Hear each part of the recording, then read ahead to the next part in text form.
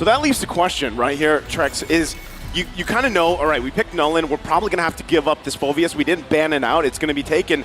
So if you're Onic, how do you build around this to go ahead and kind of go against a counter already against the Nolan?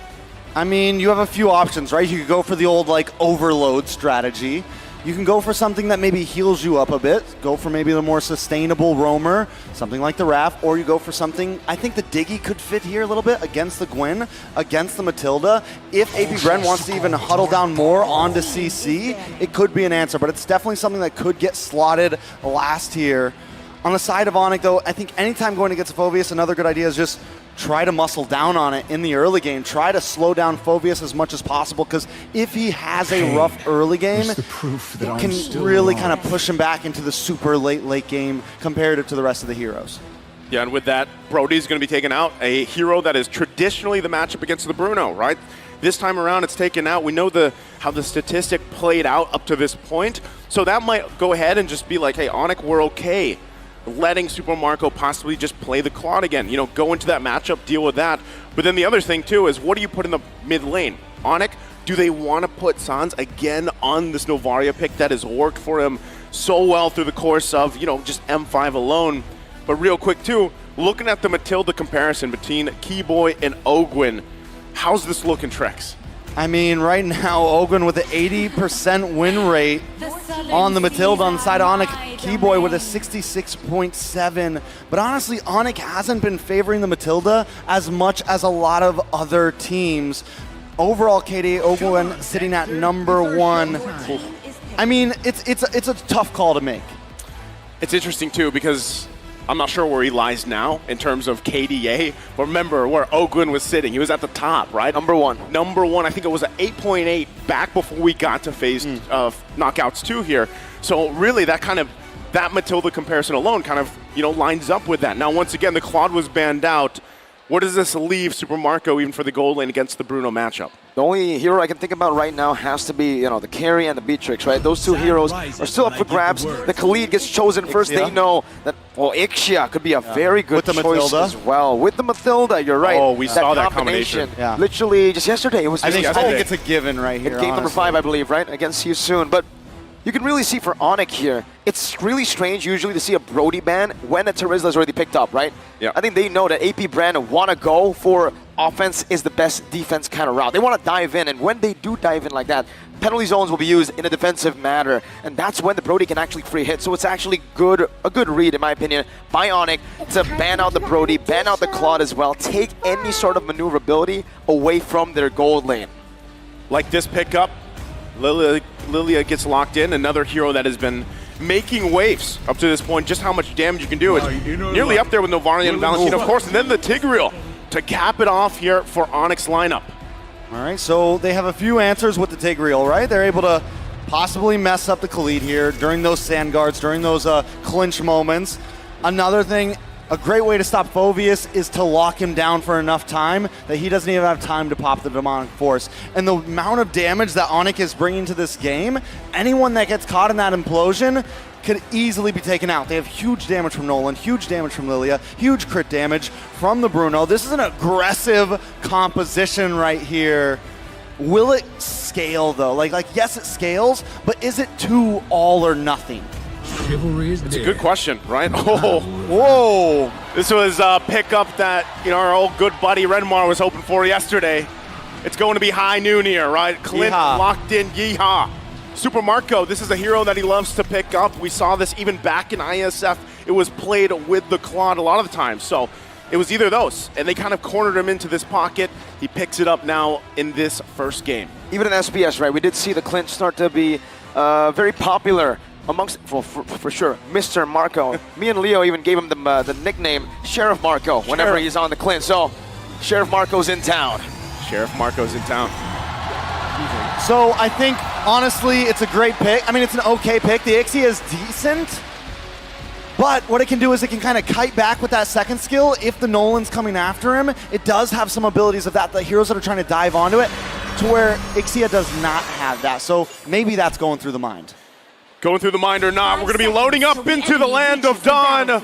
Once again, game number 1 here, the upper bracket final.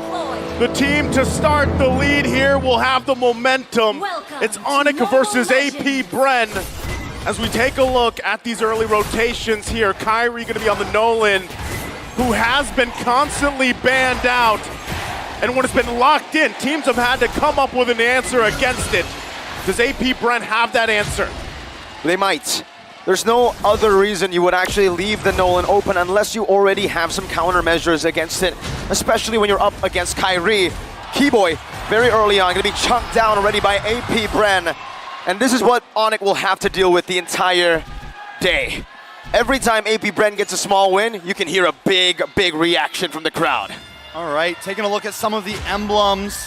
Does look like Sans is going to go for a little bit more utility there, get some movement speed, get some cooldown, but Boots building pretty aggressively, building sustainably, going for some spell vamp there, could be the answer. So far, we've seen the Khalid with so much damage, and we've seen the Khalid actually win out on top of the Terizla recently. It does become a little bit of a skill matchup, but Flapteezy with the movement speed doesn't have to pick up the Boots here, and he can still probably outspeed Boots here. So definitely going to be interesting the way that this EXP lane pans out overall.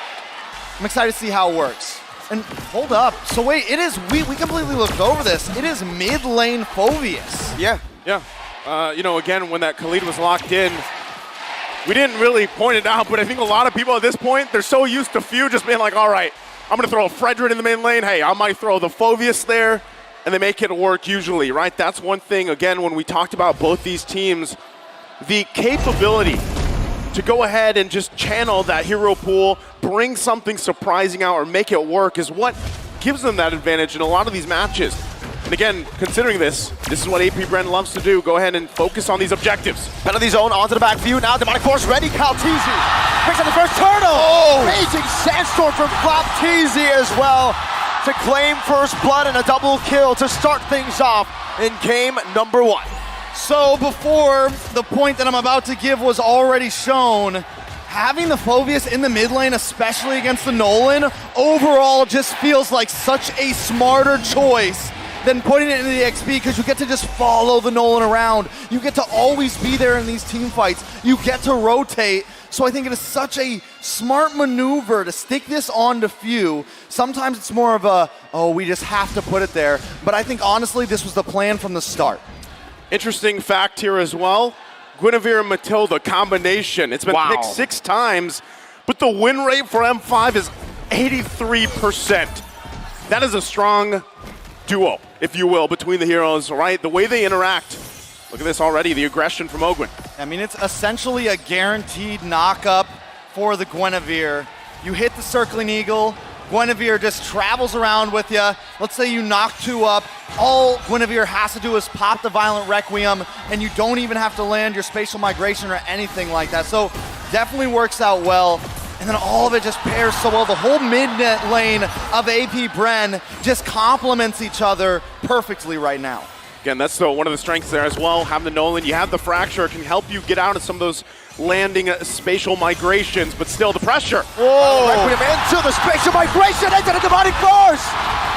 That's an implosion by Keyboy, a flicker to the wall. A Demonic Force again for the side of AP Bren to find a kill. Sans not gonna be caught in another Spatial Migration.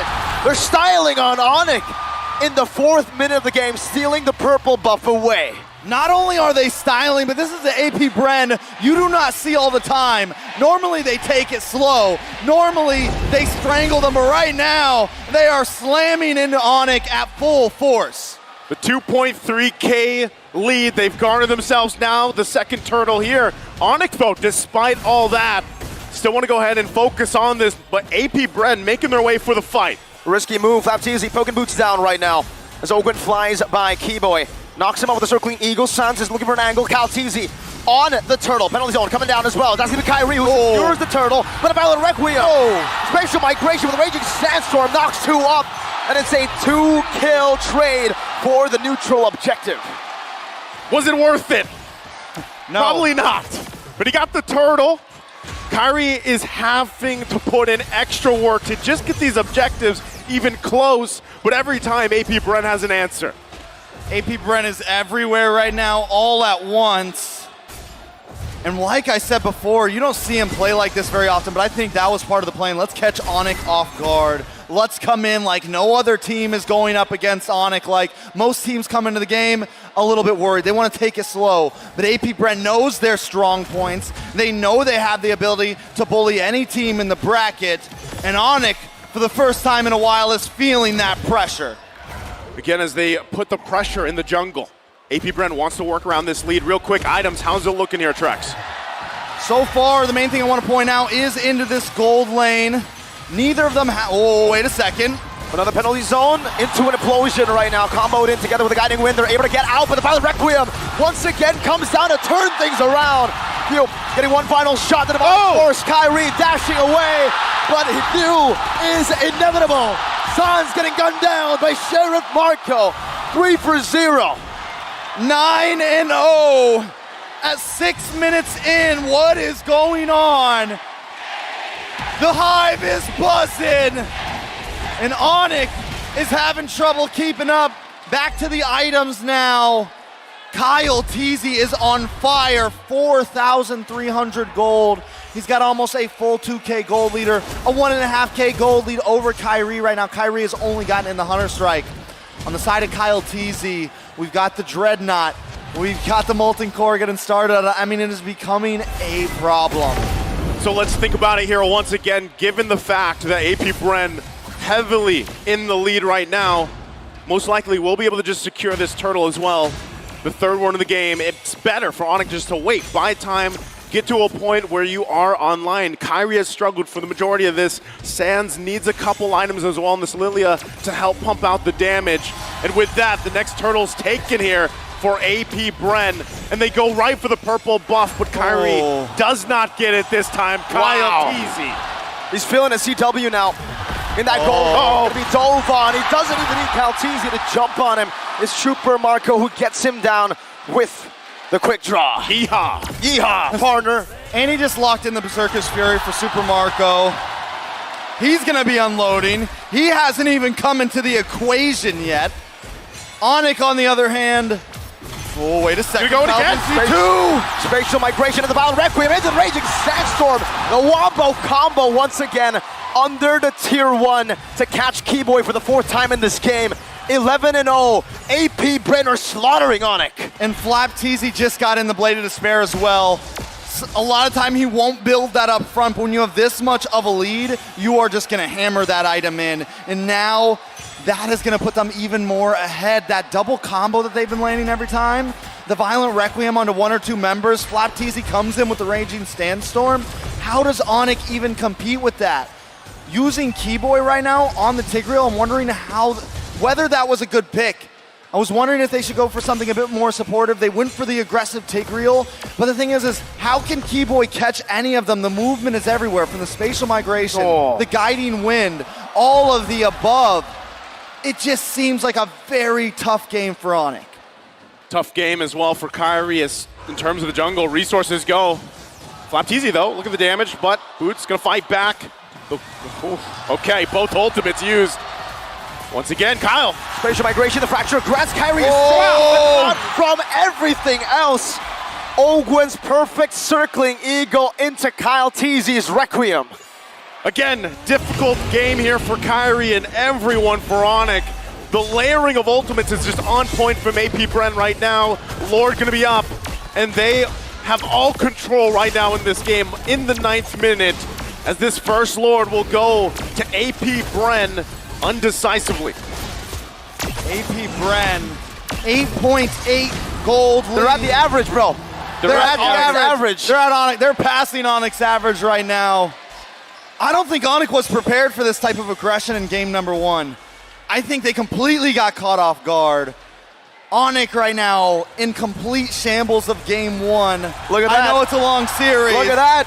But Kyle Teasy feels good. Kyle Teasy's feeling good, as he should. Alongside, once again, the 10,000 gold lead now. We have to say that we have seen things turn around before, given 10,000 gold leads, but at this point, it just looks like Onic doesn't have the potential to find the setups they're looking for, even with a Tigreal combo. combo, the wombo combo is not there for them because the damage is just not online yet. Even CW, it's taken him so long at this point to get to where he needs to be on the Bruno. But now they have to deal with the Lord topside and AP Bren knocking on the base of Onic as they approach into it. Looking for the siege with the first Lord of the game up top. Boots holding it down right now, but the Circling Eagle does come through from the side of Ogwen. Knocks Boots up just a bit. Calteezy pushing some damage as well. Kyrie with a fracture. Not with the fracture, just with the passive alone. Takes the Lord down. Still value for AP Bren, but Keyboy spot out. Flapteezy with a few slashes. Oh, a good shove back for the rest of the team, but that's a flicker burnt out by Keyboy. And that's even more value for the Bees. A good play by Keyboy there. The average roamer may have panicked, hit the implosion. He knew, I just got to get out of here. If I hit the implosion and try to force my team out when we're at a 10K gold deficit against AP Bren, it's just not a smart play. Taking a look at the items, right now Super Marco getting decked out. Looks like he's going to be working into the BOD next.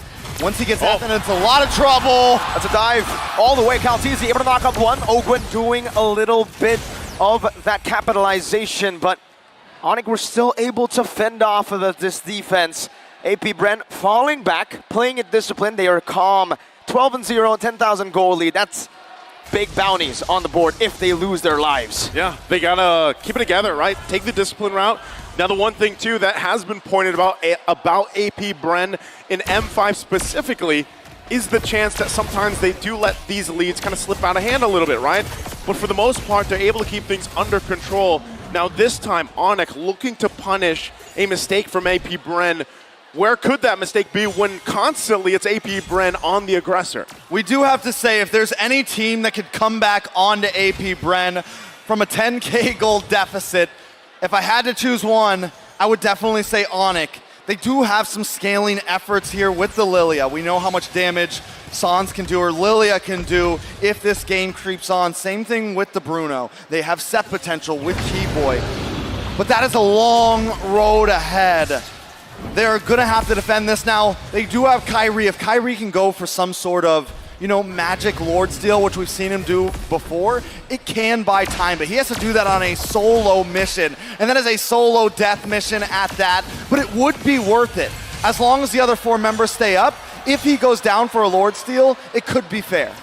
Okay, given the fact that this is gonna be another Lord here for AP Bren, uncontested, no entry points, no angles for Onic to go, but itemization-wise, they're getting to the point, right? 13 minutes in, they were quite behind. They're still far behind, but they're picking up some key items that could help them in the team fight. 2 Malefic Roars now for them, the Divine Glaive as well for Sans. That's going to be something he needs as well to help with the team fight. But again, when you're dealing with nearly what's across from you economy-wise, item-wise, it's going to be tough to turn these fights around. So they have a little bit longer. Lord going up on the top side. You look at the gold lead between the gold lane, jungle, and mid, you're like, okay, it's not that bad. And then you see a 4,000 gold lead between the XP laners. Flapteezy said in the interview, he's going to sweep Onic, and right now, he's feeling that confidence. To really put it into perspective, it takes about 62K gold to have everybody maxed out. Onic is halfway there, and we're 14 minutes in. And the Lord just came crashing down, taking 1 turret down. San's going to be engaged on a good black shoes. And that's a spatial migration in the Violet Requiem. Baited out from AP Bren. Kyrie dealing some damage with the help of CW to clear out that enhanced Lord in the 14th minute of the game. Looking to defend in the mid lane. Raging Sandstorm coming down. CW still able to dash away. A penalty zone onto Flapteezy. Kyrie jumps into the fracture as well, but spatial migration dodged away from Keyboy. Two back, no implosion just yet. He already used it initially, and it's not enough CC to lock any of the AP Bren members down. Hey, that held it together. Onic stays in the game a little bit longer. The way that they juggled that as well, back and forth, didn't lose a single member, honestly, is a miracle in a sense. Onic able to kind of juggle all of that damage, use the skills correctly, and nobody went down. And this is at a 12,000 goal. Big shove over Raging Sandstorm, though. Not going to be able to catch anyone. Boots in the back line, finds the penalty zone. 4 members almost turning it around, bring it back. Super Marco, grenade bombardment to poke them down. One more shot might take CW out, and he dashes out of it, slides out of the range. Still AP Bren, you're seeing it happen, right? The further the game goes, They got to respect this damage now from Onic a little bit more, right? We talked about the key items being picked up, the Malefic Roars, the Divine Glaives, allowing some of this penetration to go through now. It's happening here, but still, there's quite a disparity amongst the lanes here, the roles. All right, so taking a look back at these items, CW still trying to bide a bit of time, but he's got the Malefic Roar in now. So he's got 3 items in. He's able to actually punch a nice bit of damage. We saw how fast he can melt down the Lord. Honestly, at this point, AP Bren was testing the waters in a sense of, can we end the game without a Lord here? Can we do something huge here? No. I don't think they can at all. They're definitely going to need the Lord, which means they need to wait a little bit. They can't try to force this. If they do and they get caught in that bottleneck, Onic could catch them off guard. The 12,000 gold lead ahead right now, but Super Marco, again, he went for the Great Dragon Spear here as his final item, I believe. Yep. Yeah, and so no win in nature, right? That does give an opportunity to Onic to maybe look for a dive, a flank towards Super Marco, but for CW, he actually is building towards that win in nature. Yeah, that could change the course of some of these fights. He also just picks up the DHS. Can have that available. Keyboy, though. Caught in the circling eagle into the Vile Requiem, into the space of migration, and it gets melted down, taken out. That's an unstoppable record for Flapteezy. AP Bren pushing their lead even further, catching Onic once again, and picking up, this time still, an enhanced Lord. Becoming a little bit of a problem here. Onic still on the back foot, and I'm talking waves coming in from every angle. If they can pull off another defense, they've got 17 seconds until Keyboy is back up. He was very important to defense. Whoa! Black Shoes barely in time. Flapteezy able to flicker out with the pink sand guard as well, but the demonic force comes down onto the base. AP Bren have dealt with 2 base. CW's low, very low, forced back, still not dead though. Keyboy respawning back in time, but AP Bren will have an enhanced Lord up top, marching down. You know, there's something really important we got to point out here. Onic is still yet to get a singular kill. Yeah. Kyrie has not found anybody. What is going on right now? Lord encroaching in. This is a big one. AP Bren looking for an opening to get an initiation fuel. Getting the shield with a photo as well from the side of Ogwin with a guiding wind. Now Flapteezy to be poked down by Sans with the Gloom's Few. Caught off guard. Has the Winter Truncheon. Has the guiding wind. Gets out. 3 base turrets and AP Bren decide we're out of here. They're out of here, and Onic still looking for a kill on the board, and even a turret. They have no space to work around with right now, but one thing's for sure, they're fighting. Their base is fully exposed, but the damage is getting there. Once again, they're working towards it. Kyrie onto his next item as well. But again, how many times can you let that happen? How many times can you defend against that Lord pushing in now that your base is fully exposed here? The gold lead has bloomed to nearly 16,000 now for AP Bren. Flapteezy still having that immortality will be fine, but once again, it's kind of the waiting game, right? They're going to wait nearly the 1 minute for the Lord unless they can get a pick off. So it took about 5 minutes for them to move from 30K gold to 44. So for them to get to that point where the gold doesn't matter anymore, we're talking about at least another 5 or 6 minutes. Can Onic last that time to where then it just comes down to plays? Then it just comes down to the movements on the map. Circling Eagle coming down onto Keyboy, knocks 2 up. It's Kyrie and Boots right now, and they're looking for a re-engage.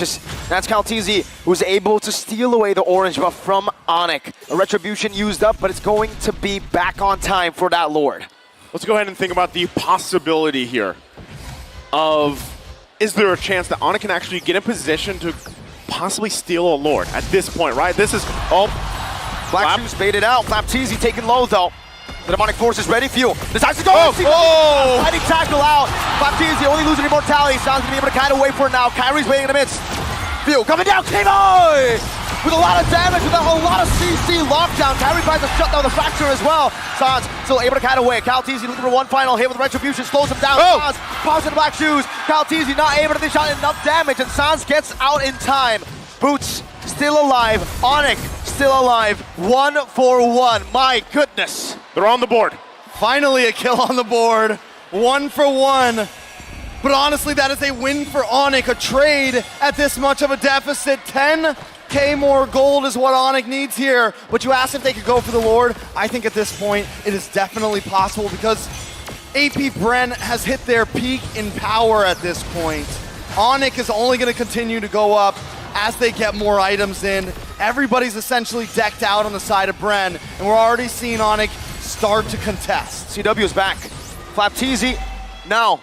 Only now is he starting to march into that Lord Pit. Keyboy's trying to reset it the best he can. Topside wave still coming down onto Onyx base. They need to be able to do that housekeeping. They're going to have to deal with these waves. Meanwhile, AP Bren going to keep the Lord less than half health for now. They're going to send CW back to deal with it. Flapteezy also putting the pressure. Onyx going to run back. Ogwin using the Circle Eagle, but nothing can happen just yet. Kyrie, though, he's got to get out as well. But the Lord, 20 minutes in, CW had to move up top. They had to send him down. Not a whole lot they could do there. Maybe switch over to Boots, but they want that engage. They want to try to give Kyrie enough space, and I get the idea, right? CW, yes, he's their damage dealer, but I don't think they were going for a team wipeout or anything. They're going, let's buy time. Let's get a moment where we can CC everybody and Kyrie can steal the Lord. That was denied. Taking a look at the items, everybody on the side of AP Bren is decked. Can Onic defend this, Mirko? Not too sure about this, man. I mean, 13,000 gold lead for AP Bren, but like you said, the later the game goes, Onic will make that gold lead irrelevant. Kyrie's dealing some damage. They're actually holding out the waves. Yeah, with that too, Super Marco is going to pick up the Wind of Nature for this fight. It comes down to this Lord push as both teams poke back and forth. Winter Truncheon already used up by few. He swapped into Immortality right now. CW to be brought back to the team right now. Is a Raging Sandstorm. Will be dodged away from by Kyrie. CW pops into Wind of Nature, able to dish out some damage. Kill. The base is wide open, but it's going to be cleared out. Sans in the back, doing some damage. Immortality's falling left and right. AP Bren losing members. Flapteezy with the patient by break. Base, an implosion, and just like that, the Sky Kings descend from the skies back to the Philippines. I've got chills right now. What is going on, Onic?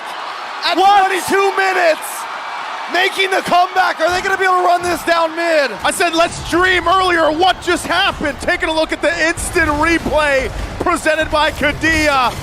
It just unfolds here. Masterclass. Keyboy finds the implosion of a lifetime. Keyboy, that one play. Now the base is wide open. One straight push. Is it all they need? Onic! What in the world was that? It should not have happened. It couldn't have happened. It happened. It happened here. Game one. Killless, turretless, 14K behind, and Onic comes back and takes game one. We're talking at 15 minutes. 0 kills on the board. How? How? Nothing. How? It's Onic.